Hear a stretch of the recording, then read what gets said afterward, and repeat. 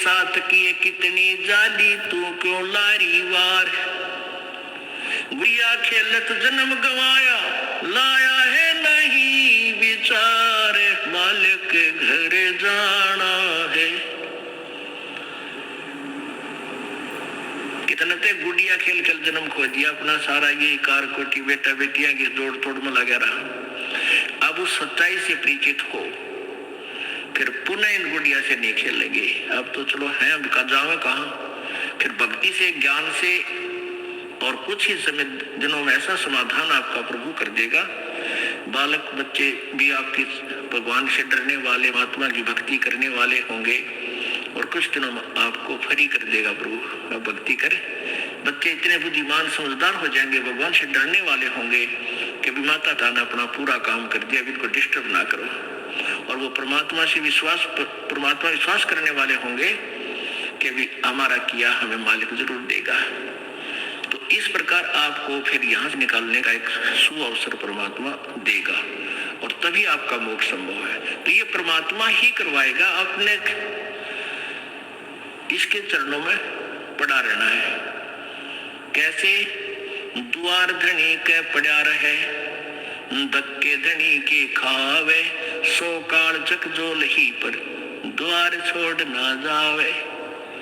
इसका एक यही तरीका, फार्मूला बताया है कि अपने सच्चे सतगुरु के द्वार से दूर नहीं हो जा। चाहे कितना झटके पटके काल दे, आपको छोटी मोटी हानि भी होती थी, होने दे, वो भी मालिक की रजा है, उसमें आपके ना ही होने में आपका हित होगा, ये सत्य मान लेना। तो फिर आपने हर पहलू को अपनाना होगा कि राज्य ग्रमता राम की रजा धरे दो शीश, दास गरीब दरस परस तिन बैठे जगदीश। कच्चा हीरा कृत हुए नहीं सह गण भार, और ऐसा मन ये हो रहा वहां लिख ले करता रहे। एक हीरे की परख करने का क्या तरीका बताया है? ऐरन के ऊपर एक लोहे का ऐसा थंब बसा हुआ, धरती में गाड़ रखा हो, इतना ऊपर वो 8 बाई 8 इंच चौड़ा उसका ऊपर का सरफेस होता है, और ऊपर तक घन है, इतना भारा 2 दड़ी पक्केगा लोहे का डंडे में ऊपर, और उसको न्यू मारा करे। ऐरन के ऊपर लोहे के उस ऐरन पर रखकर लोहे के उस पटडेसे पर हीरा रख दिया जाता है, और ऊपर से घन ठोका जाता है, और हीरे का निशान भी नहीं होता, वो पक्का है। और जब वो कच्चा है तो कृत हो जाएगा, उसमें निशान पड़ जाएगा, टूट फूट जाएगा। तो कहते परमात्मा तुम्हारा वहां ऐसे परीक्षा लेगा, आपको यहाँ से पार करने के लिए ऐसे घन मार के देखेगा। कच्चा हीरा कर्च हुआ, नहीं सह घन भार, नहीं सह घन मार, और ऐसा मन यू हो रहे जहां फिर लेखा लेकर तार है।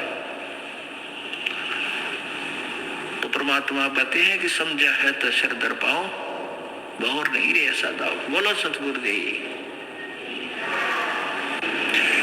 राम नाम रटते रहो जब तक घट में प्राणे, कबू तो दीन दयाल के बिनक पड़ेगी कान।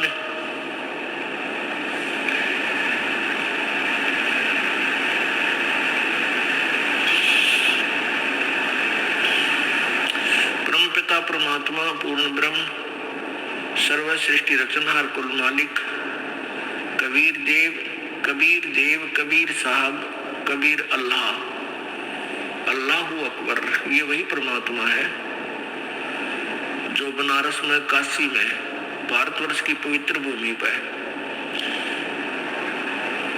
120 वर्ष तक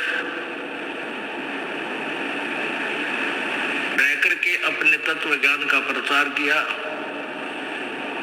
और एक जुलाहे की भूमिका की, और साथ में वो परमात्मा पूर्ण ब्रह्म है, और एक तत्वदर्शी संत का रोल भी किया। यथार्थ ज्ञान का प्रचार करने के लिए वो परमेश्वर सतलोक से चलकर आते हैं अपने निज स्थान तक। वो परमात्मा हमें याद दिलाते हैं कि तुम यहाँ के रहने वाले नहीं हो,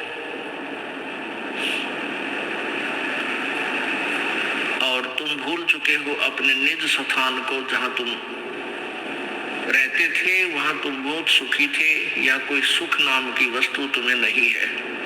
प्रत्येक प्राणी सुख की खोज में लगा हुआ है। कोई तो जिसके संतान नहीं है वो सोचता है कि मेरा संतान हो जाए मैं सुखी हो जाऊंगा। जो निर्धन है वो सोचता है मैं धनवान हो जाऊं, मैं सुखी हो जाऊंगा। कोई व्यक्ति है जिसके पास थोड़ा बहुत धन है, वो सोचता है कि मैं कोई एमएलए मंत्री बन जाऊं, मेरी मौज हो जाएगी।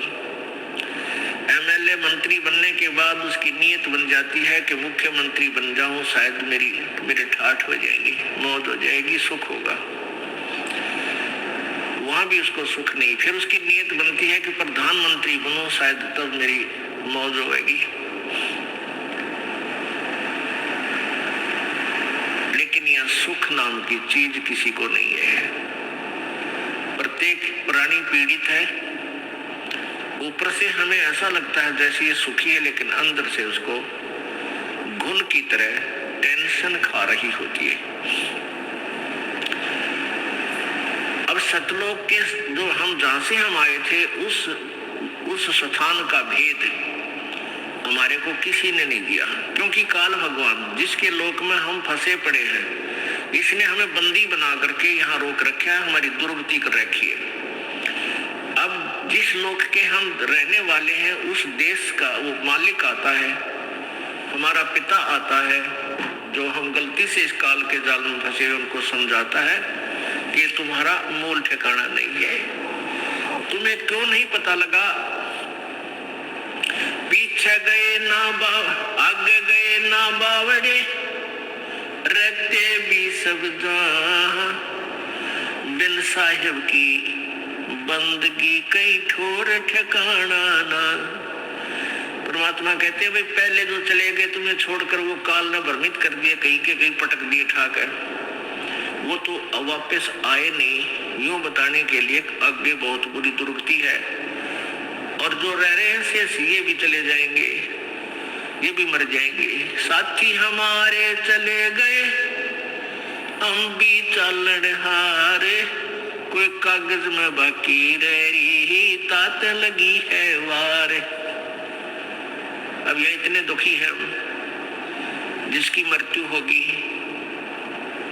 उसको तो हम सोच लेते हैं मर गया भाई मर गया, कोई बात नहीं, इसका अंतिम संस्कार करो और क्रिया करके फारिग हो गए। शेष बचे हुए ही सोचते हैं हम अभी नहीं मरेंगे।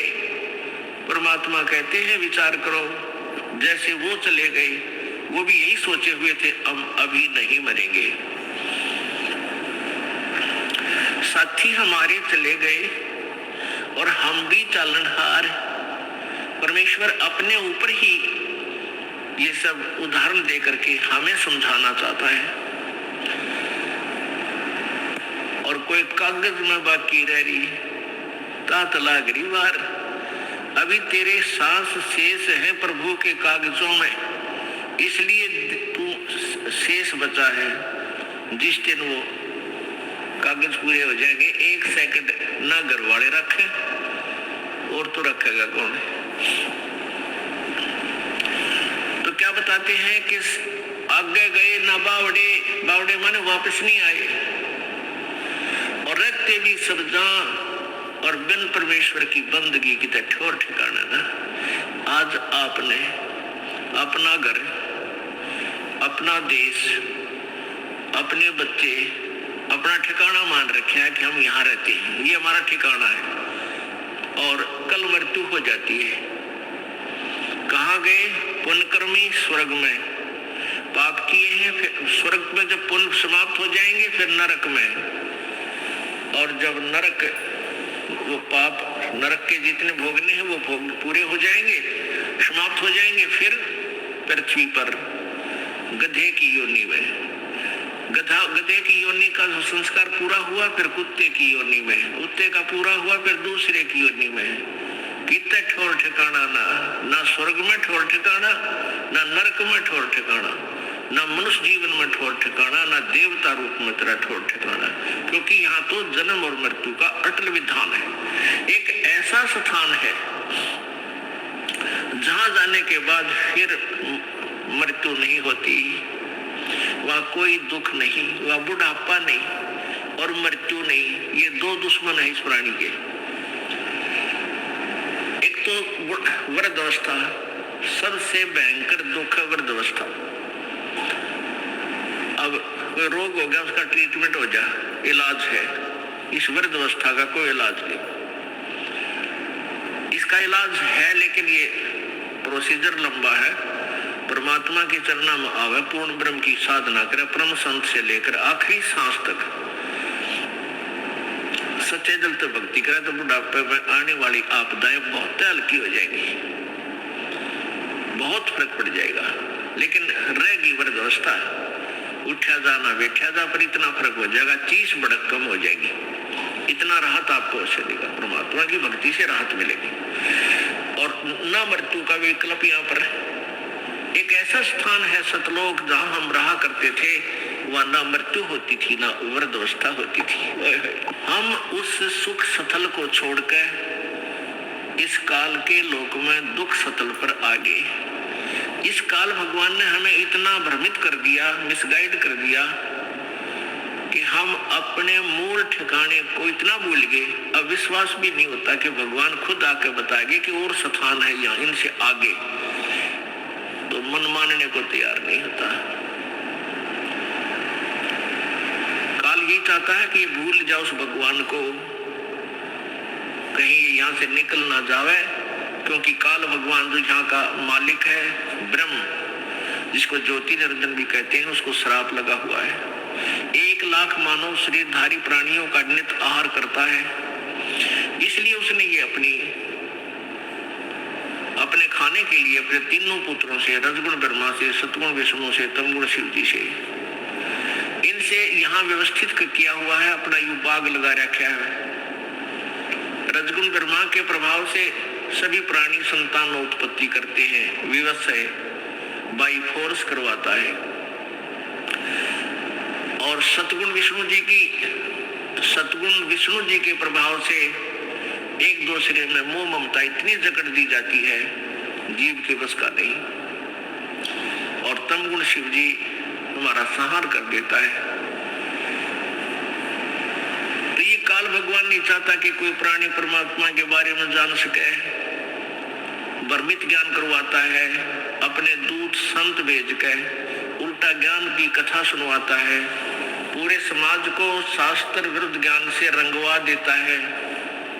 परमेश्वर स्वयं आते हैं और अपने तत्व ज्ञान का वो प्रचार स्वयं ही करते हैं, अपनी महिमा आप बताते हैं, अपने सतलोक के विषय में जानकारी देते हैं।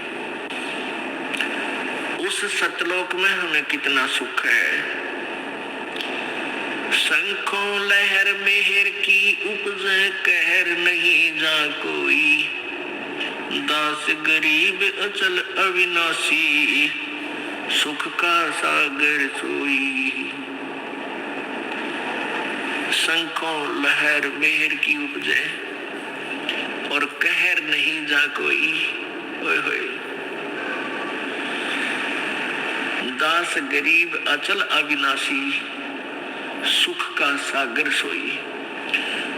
अब कभी कभी एकांत में अकेले बैठे हो, एक बार एक ऐसी हिलोर उठती है आत्मा में, इतना आनंद आता है उसमें कि कोई भी दुश्मन शत्रु नहीं लगता, कोई बुरा नहीं लगता, सब अपने से लगते हैं। और वो आनंद एक विशेष आनंद होता है। वो कुछ ही क्षणों के लिए रहती है, फिर तुरंत चली जाती है, फिर कोशिश करने से भी सेट नहीं हो पाते हैं। उसके जाते ही फिर कहर की लहर शुरू हो जाती है, उसको ऐसे कर दूंगा, उसको ऐसे कर दूंगा, उसने मेरी हानि कर दी, भाई लड़की नहीं ब्याही गई, किसी की बेटी की ब्याह हो गया तो बेटी का बालक ना हुए, भगवान क्या होगा, कहीं वो छोड़ ना दे। और इसी प्रकार ना जाने बिना गिनती की टेंशन और वो कहर की लहर प्रारंभ हो जाती है। परमात्मा कहते हैं उस सतलोक के अंदर, गरीबदास साहिब जी बता रहे हैं, आंखों देखा कबीर परमेश्वर की कृपा से गरीबदास जी महाराज जी ने सतलोक के दर्शन किए थे और परमात्मा को देखा था। उन्होंने आकर बताया था कि हम सुल्तानी नानक तारे दादू को उपदेश दिया, जाति जुलाहा भेद न पाया वो काशी माए कबीर हुआ। वही गरीबदास साहब जी आंखों देखा हाल बता रहे कि शंखों लहर मेहर की उपजे कहर नहीं जा कोई, और दास गरीब अचल अविनाशी सुख का सागर सोई। वो सुख का सागर है। पुण्यात्माओं, सत्संग ज्ञान से ज्ञान होता है। पहले हमने अज्ञान सुना था, वो अज्ञान सेट हो गया हमारे हृदय में, वो सच्चा मान लिया हमने। अब इस तत्व ज्ञान को सुनोगे रह रह कर, ये भी आपको कुछ दिनों में सेट हो जाएगा और ये सत्य है, ये सत्य ही सत्य महसूस होगा। पहले असत्य को हम सत्य मान बैठे थे, तो इस ज्ञान से ही आपको ये ज्ञान होगा। अब मृत्यु तो एक दिन होनी है और इसका कोई फिक्स भी कोई नहीं, अंदाजा ला रखा हमने कि 100 वर्ष तक आदमी व्यक्ति मानव शरीर रह सकता है, लेकिन ये 60-70 वर्ष के बाद तक ये शरीर भी जान का झाड़ हो जाएगा। वो जीवो चाहे ना जीवो 70 साल बाद चलो, वो तो वो ठीक है, लालच छूटा कोई ना, मरा जाता कोई नहीं, जीव प्यारा सबने लगा है, चाहे 100 वर्ष का भी हो गया ना, सोचा और जी जाऊं। तो ऐसी भावना क्यों है हमारे अंदर? क्योंकि हम ऐसे लोक में रहा करते थे, वहां मृत्यु नहीं होती थी, और वो आत्मा को आज भी खटक रही है, भाई मरना नहीं चाहिए। हम सतलोक में रहते थे, वो मृत्यु नहीं होती थी। तो इसलिए अब भी इस आत्मा को न्यू लगा है, ये क्यों मर गए, हम क्यों मर रहे हैं, ये मरना नहीं चाहिए। तो ये बीमारी तो, इसका विकल्प तो यहाँ है नहीं। यहाँ तो हार्ड एंड फास्ट रूल है, अटल नियम है यहाँ का, जो जन्मा सो मृत्यु होगी, मृत्यु होगी उसका जन्म जरूर होगा। और सतलोक में ये नियम है कि वहां पुनर्जन्म नहीं है, वहां वृद्ध अवस्था नहीं है, युवा शरीर रहेगा, सदा युवा शरीर रहेगा, किसी चीज का अभाव नहीं, कोई वहां काम नहीं, और ये हार्ड काम का शरीर नहीं।